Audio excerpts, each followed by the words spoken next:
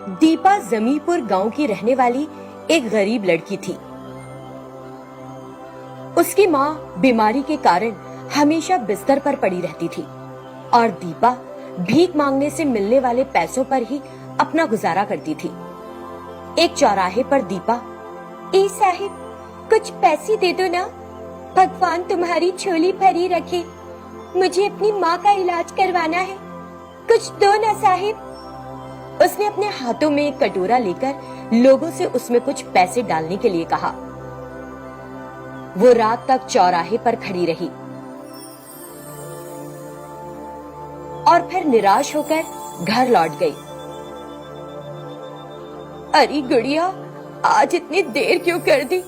कहाँ रह गई थी? और कहाँ जाऊंगी माँ, सुबह से भीख मांग रही हूँ, मुश्किल से 50 रुपए ही जुटा पाई।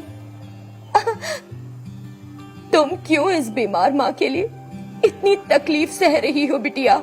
तकलीफ कैसी माँ? तुम्हारी सिवा मेरा इस दुनिया में है ही कौन? क्या आज किसी ने कुछ भी नहीं दिया? नहीं माँ, सुबह से गला फाड़ फाड़ के चिल्ला रही हूँ, हाथ फैलाए सबके पीछे भाग रही हूँ।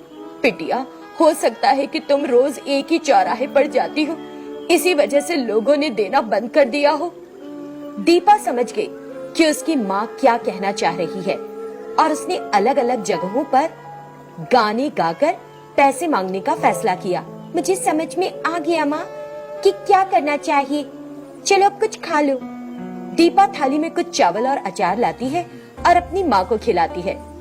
बाद में वो खुद खाना खाकर अपनी माँ के बगल में ही सो जाती है।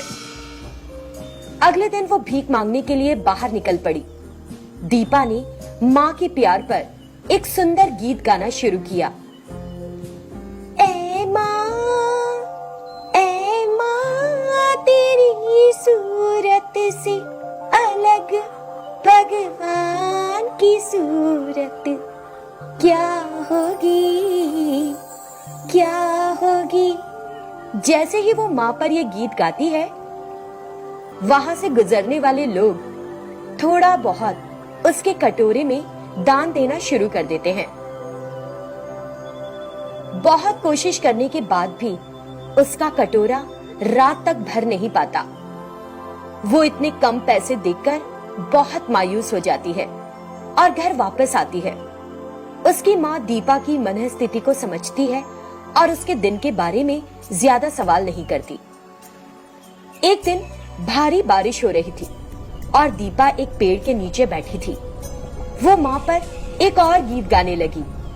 तो कितनी भोली है, तो कितनी अच्छी है, ओ माँ,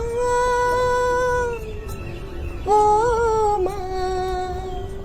जैसे ही वो ये गाना गा रही थी, सुंदर नाम का एक आदमी जो वहाँ से गुजर रहा था अपनी कार रोकता है और उसे सुनना शुरू कर देता है। गाना खत्म होते ही सुंदर ने खूब ताली बजाई और कहा, अरे वाह, तुम तो बहुत सुंदर गाती हो।